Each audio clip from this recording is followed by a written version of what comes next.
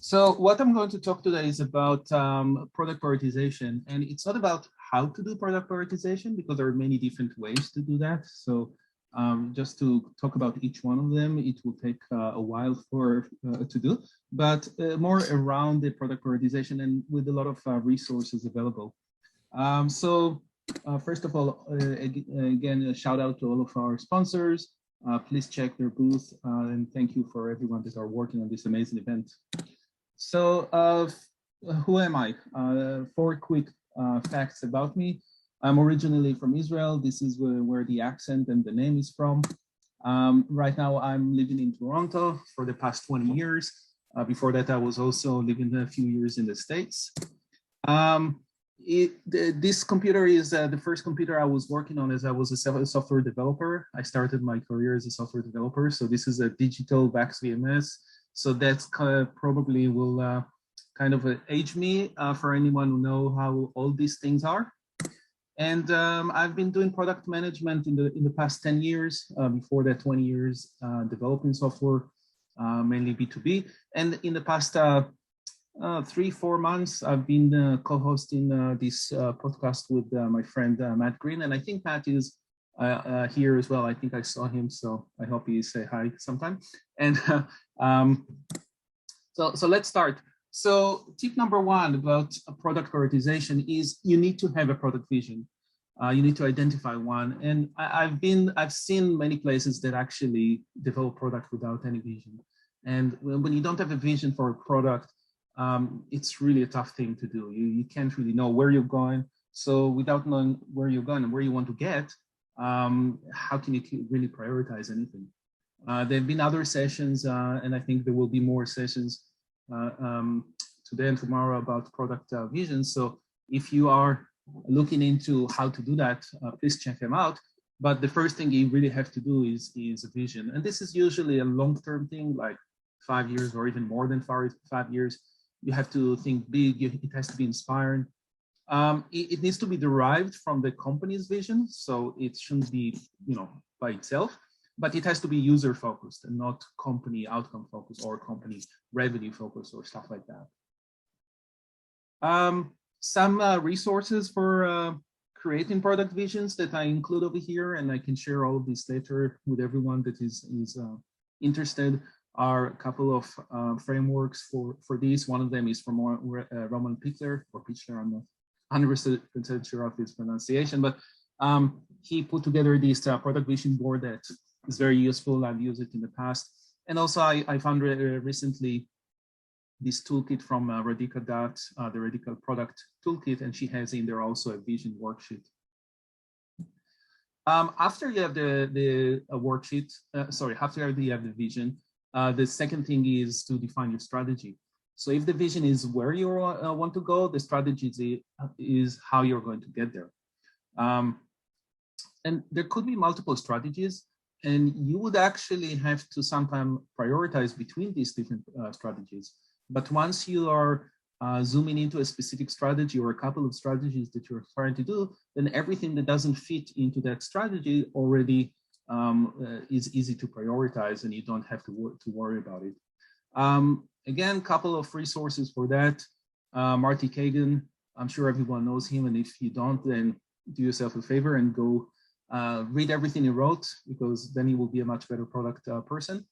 But in general, he has his book Inspired and Empowered, and he's talking also on his blog about product strategy. And Gibson Biddle is another great guy. He used to be the CPO of Netflix, and he wrote this great series on LinkedIn and also on his blog about how to define a product strategy with many, many examples from Netflix. So this is a really good resource to do that. Tip number 3, looking into data. And this one is quantitative data. Tip number 4 will be qualitative. Quantitative data is all the data that you can collect in quantitative way, and there is a lot of resources for that data. There is a system data, so how the product is collecting data and keeping it in the database somewhere. There is user data, so things that you're asking users to fill in, like surveys or their activity in the product or NPS or other things. And then your KPIs, how you're trying to get into a success criteria into your performance of your product. It's very important to be able to access this data, and to access the data that the system is collecting, you need to have some skills or you need to have some tools for that. So it's always good to partner with your BI team because they will definitely have access to the data. It's a good thing also to use tools like I mentioned here a few tools like Pento, Amplitude, Keep, or Mixpanel that are helping you to see how users are actually using different features in the application. The next one is the qualitative data, and this is what people are saying or comments from people. This is usually how qualitative data will come, the structure it will come. So again, a lot of resources for that, user interviews, surveys, usability testing that you're doing, any feedback that you're getting from them. This can come from many different places, and it's really important to go and systemize how you collect it and how you save it. And because you will have a lot of data coming in, of course, it depends on the stage of your organization, the stage of your product, but in general, you want to systemize it somehow. And then from that, you will derive insights that will help you with your prioritization. Now, all of this also helps you with the strategies, so it's all kind of connected to each other. But at the end of the day, once you have the data, both qualitative and quantitative, you will be able to make much better decisions about your priority of different features or whatever. Tip number 5, this is to get the stakeholders buy-in. Now, this is probably one of those hard things sometimes to some of us, because stakeholders come in many different shapes and sizes and opinions. So one of the things that I find very useful is to socialize with them outside of the work meeting. So work meetings could be very hard sometimes to pass through the information that you want to pass through or to get understanding. They're very important, of course, and you have to have them, but socializing with them outside of the work is really important, even more these days when in COVID, when we were working from home or working remotely. We have to find opportunities to do that so we can actually get to know them much better, get to understand what pain points they have. They get to understand us and learn how we work or how we talk or what we like and dislike and stuff like that. Of course, the other things are keep them in the loop regularly, show them the data. So all the data that you collected and the insights from the data, usually data is a much more convincing way to show things to people. And then show them also how you got to, how you decided about it and that the product decisions are actually aligning with the organization vision and strategy.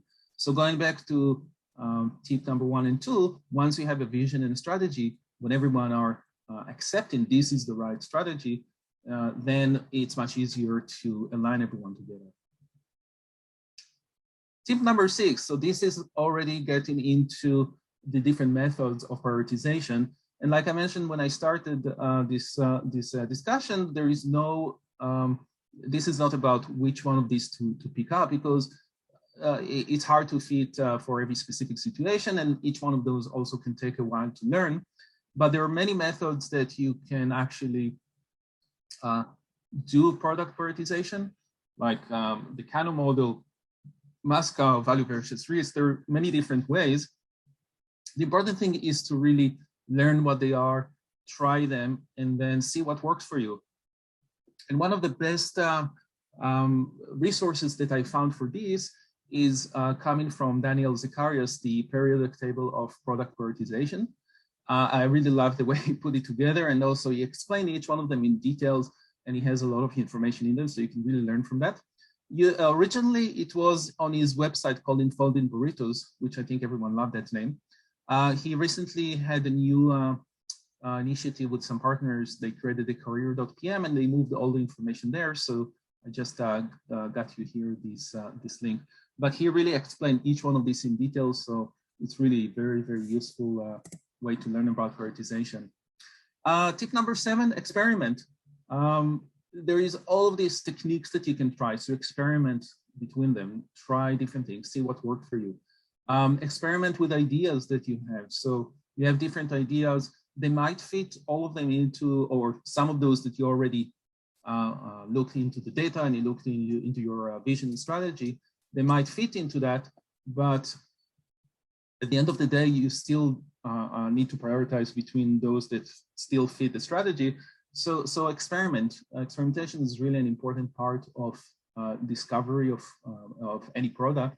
So it's also a good way to discover, prioritization. How do we prioritize? We experiment different things. And then look into also different product solutions. So not just ideas, but try experiment with different solutions for the same problem or the same issue that you're trying to solve. And this is a great book from Strategizer, the Testing Business Ideas, that was written by David Bland and Alex Osterwilder. They give in their very detailed templates and framework to do many different types of tests, like Wizard of Oz and other type of tests that probably many of you have heard about or tried before. So I really like, and it's all very nicely graphics, like all the books from Strategizer. So I really recommend this one. Tip number 8, keep a balanced product. This is coming from Adam Nash. He's a former VP of product and growth at Dropbox. And he had this 3 buckets methodology that you basically divide all of your efforts into 3 buckets. One of them is your metrics movers. So everything that you want to move forward in your strategy, in your growth, in every success criteria or KPIs that you have. So you put functions or features or you prioritize things towards the metrics mover. The second bucket is the customer requests. So you will get different requests from different customers, different levels of customers, etc. And then delighters, so things that you feel, or based on your experiments, you'll see that there are like wow factors for your clients, or there are things that no one thought about before, lots of innovation in there, etc. So he really recommends to break down your efforts into these 3 buckets and also balance them. So there will be a balance between them.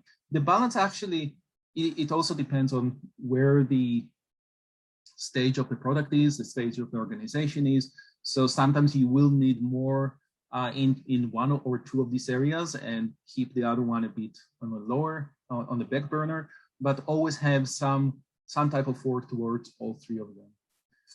So look him out. He has some discussions online about that, so it's interesting to look at. Tip number 9, think product-led, where product is really the center of everything. So there is a lot of talk about product-led, in the recent years, product-led growth, product-led businesses, etc.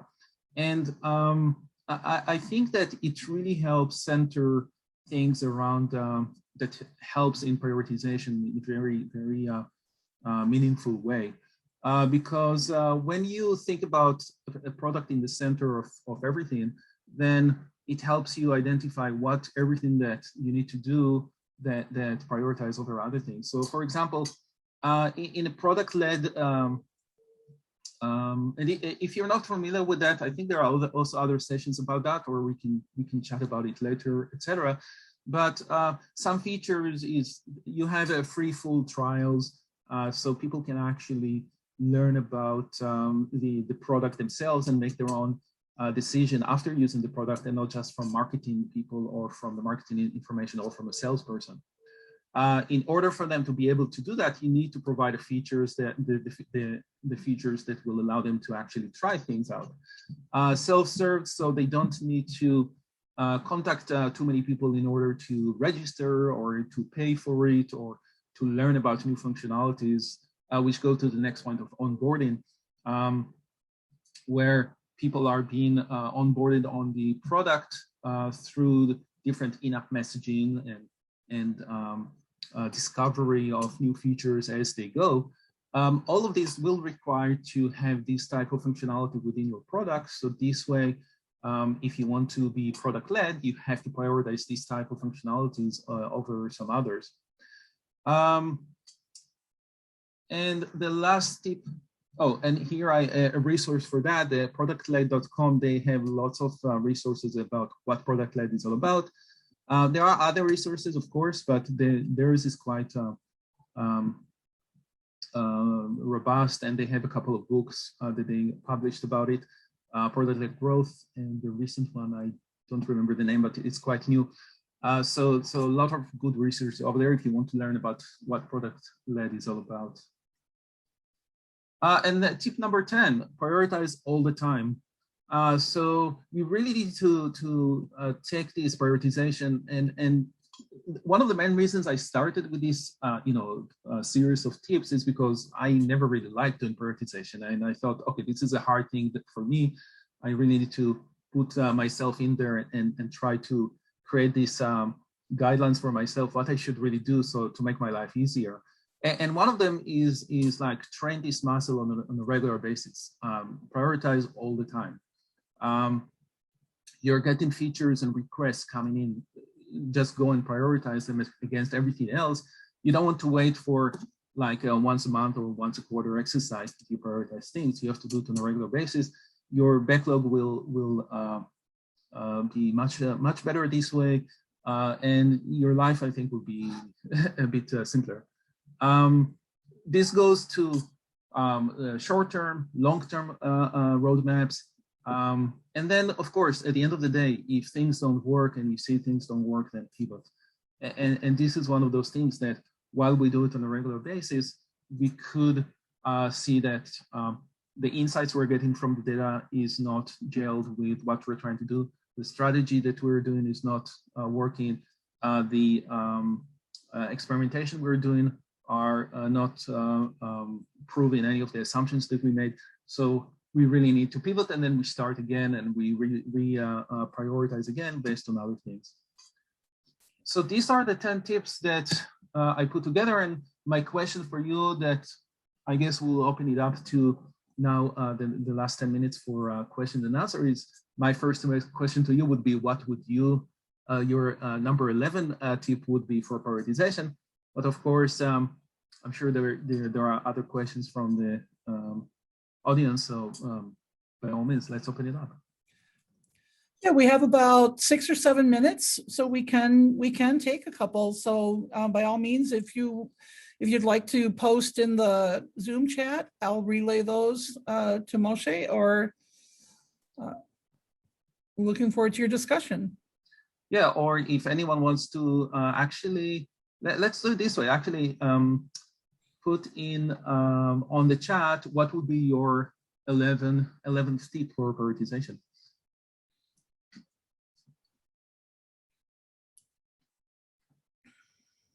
Say no.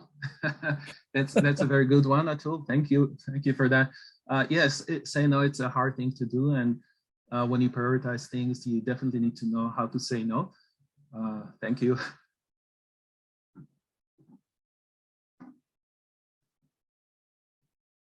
I see a question here from Greg. When it comes to product block size, how big is too big to effectively prioritize? That's a very good question, because a backlog can really be, the definition of the backlog is really depends on how far you're going in the future versus so short term and long term. So things that are coming in the short term, they need to be a much smaller. You have to break them down to a smaller aspects, and things in the long term are going to be a much bigger. You have to really see it in the context of your vision and strategy. So it all goes at the end of the day to that. So if you're looking at something that you feel it's too large for effective prioritization, that might mean that the scope of that thing is either too broad, so you have to narrow it down, and you can narrow it down by many different ways. So it could be narrowed down by the type of maybe personas that you're looking to solve a problem to, or the type of it's very hard to answer in a very specific way. It depends on the situation at the end of the day. I hope I answered that, Greg. I see Adam says, get all stakeholders in the room since most will think their items are the highest priority. That's a very good point, Adam. That's a great tip. You do have to be careful over there, but there are some prioritization methods that are helping with that, like by a feature. So if you use by a feature, you get all the stakeholders, you give them amount of money, the same amount of money, and then they have to really pay for how much they're willing to pay for this for their own thing, and then they will actually sometimes whatever they thought is highest priority might change their mind once they have to put money on it. So what people are saying, treat it the same way as you would treat your customers and users. What they say is not necessarily what they will do. So see what they're actually doing rather than what they're saying. So that's why I like that type of method there. Anu is asking, let's say 5 users, stories, and all 5 are priority items. How will we prioritize at that point? It's a very good question, because at the end of the day, especially when it comes to backlog and people going into the your agile sprint, etc., you really have to have the one top priority at any given time. So when you're saying priority items, don't think about it as everyone has priority 1 or priority 2 or priority 3. Think about it as a list, and there is always one item at any slot of that list. So you cannot have more than one item at that slot. This will force you to make things really think deeply about, is this high priority to this, or this high priority than that? And the team, when the team is actually taking this into their sprint work, they should actually take that in that order. If 5 things have exactly the same priority, then it doesn't really matter. They have to do all of them, and whichever order they will come in, it will come in. But at the end of the day, they cannot, no one can work on 5 things at the same time. It's a challenge all of us are facing, for sure, but it's also a discipline to go by and say, you can never give the same priority to all the stories. It has to be a list. And let's see, there are more messages over here. Looks like there's a question from Tracy about, Yes. Do you share your prioritization criteria with all stakeholders so that they know the rules for what gets done next? Oh yes, this is definitely something I've done, and you can definitely do.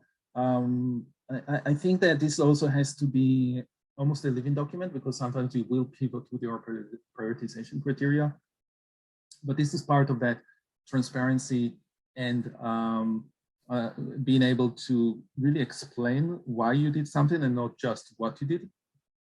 So definitely share those prioritization criteria. And once you have your vision and your strategy and your data, it will be really almost a no-brainer to make them understand it.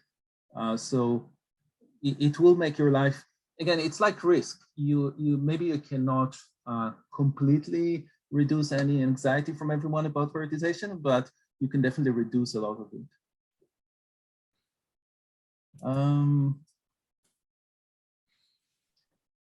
Yeah, what customers say versus what they do. Yeah, I usually, oh, that's Matt. Hi, Matt. I usually definitely look more at what they do and give it much more weight than what they say, because customers don't always know what solution can be there. And many times they will say, I want this solution or I want that solution. So I would prefer to really look at what they do, and that will prioritize, have a much better, heavier weight on the prioritization. Thank you, Matt. And then Greta is saying, always be measuring impact versus effort. Sure, I mean, that's definitely is one of the ways to do that. You have to be sometimes careful about that, because I've seen places, or I've done it myself, where we would take everything that was not costly, so low-hanging fruits, easy to do, and just do it. So this is where the effort comes into place, like it's less expensive to do this or less expensive to do that.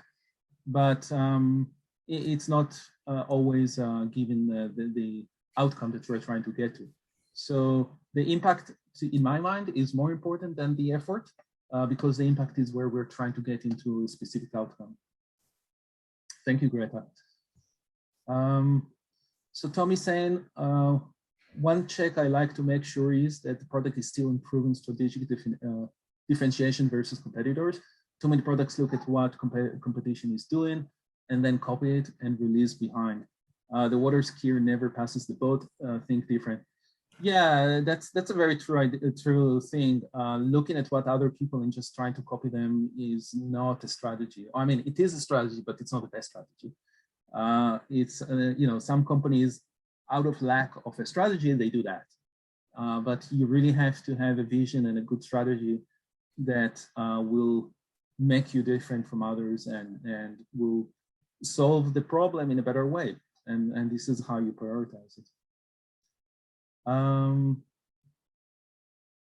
Good, so we have more time for questions and comments. So I guess I was talking too fast on my presentation, and that's why we have more time.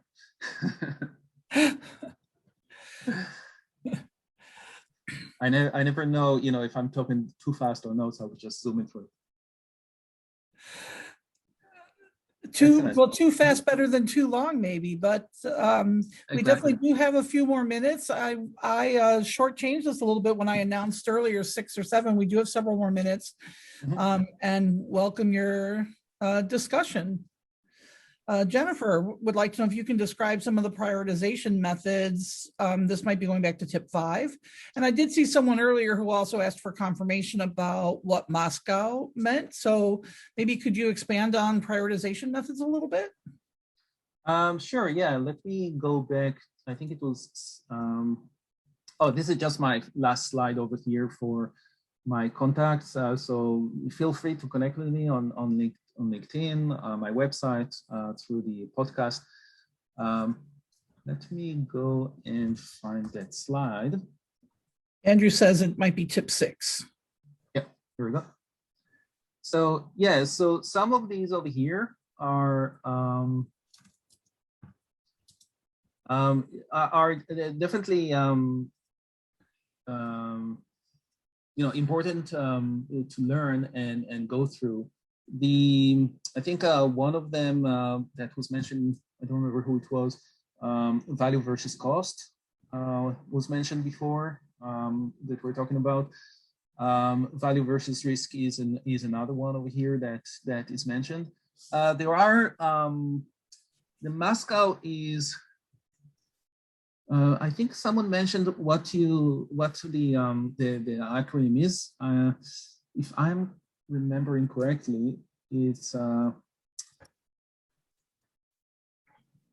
yeah, I can't remember the actual ones. If someone, I think it's yeah, I think it's must. Well, from my understanding, because we do this at Centene, is must, should, could, and then the W is won't. Oh, won't. Okay, yeah. So yeah, so it's those 4 buckets of you know, providing you with I really have to do it versus I could do it or not do it. I've done it before in the past. It's I think that you still have to connect it with something more than just that. So why is it must have, and why is it a should have, and why is it a could have? So you can definitely break it down to these 4 buckets, but still connect. Ask yourself why are you putting it in there? That's the important thing. Part of this, you know, opportunity scoring and Kano model, they actually give you a more of like understanding specifically for each request, whether people are underserved or overserved, and therefore would they even find value in that. So this is where these models are coming in.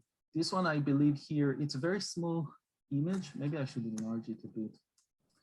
But you know what, I will get out of this and I will make that a bit bigger. If you're familiar with This one is coming from Jobs to be Done book by Anthony Ulrich. So he has this outcome-based innovation method, and I will just bring it to the front. 1 second, because things here are behind it. Where is my order? There we go. So this is where he takes all of the different features or requests, and he score them against what people are saying or showing him that they will do or not do with them, and then he basically put them under overserved, appropriately served, and underserved. So if there is a feature and there is already functionality that they're using or they have a solution for something, it doesn't have to be the specific solution in your application, it could be another solution. But if they already have a solution for it, so they're overserved, or if they don't have a solution at all, so they're underserved, or there is a solution that they're appropriately served, this is where he would graph all of those functionalities or requests, and then he would suggest to, I believe, suggest to do definitely the underserved, but also part of the appropriately served. It all depends on their importance and satisfaction. This is a very 50,000 feet definition of that. If you read his book, he has or look at his online blog. So this is Anthony Ulrich, if you're familiar with him. The other one, this is, I believe, is Canon over here. It also have a similar type of, you see, so there are two graphs that you put your functionality over, and then it goes towards functionality, whether they are indifferent to it or not. And then, sorry, I think that, yes, so whether they're satisfied with what you provide them or not. So this really is the stuff that is similar to here, that is underserved. So people are not satisfied with something, and therefore you must do something like that. And then if people are already satisfied, or they really want something, then it's going to be attractive for them, etc. Again, I'm really zooming through this. There is a lot of discussion that can go on that. Moshe, there's a question from Atul about Adam Nash's metrics, movers, and customer requests. Yes. I don't know if that is maybe too big to address in the couple minutes we have left, but maybe you'd like to give it a little bit of a start. And I'll just remind everyone that both the Slack channel is available for discussion, and also WonderMe for networking.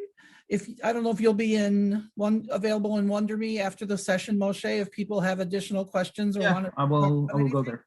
Yeah, I have it ready over here, so I'll go there.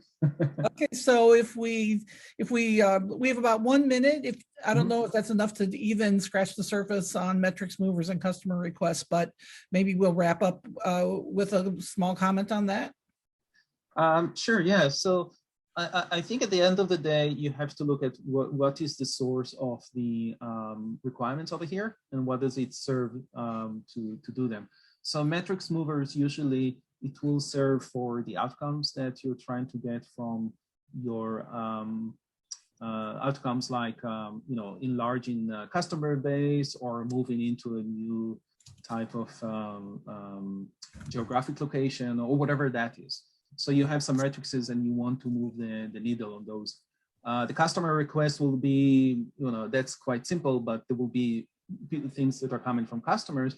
And here you will want to, make your customers happy on one end, but also make sure that it's still aligned with your vision and strategy. So you should say no to things that don't align with what you're trying to do. And also you should look at things that all or most of the clients will be able to do. So it's not just one customer that is asking for it. And then the delighters, these are things that usually clients are not looking for, but when you poked into the problems that they're trying to solve, and you learned what is the job to be done, you can really innovate and find ways. This is where lots of the innovation goes, and find ways to make those clients really delightful about it, and it will increase, their satisfaction with your product and their, and your brand satisfaction.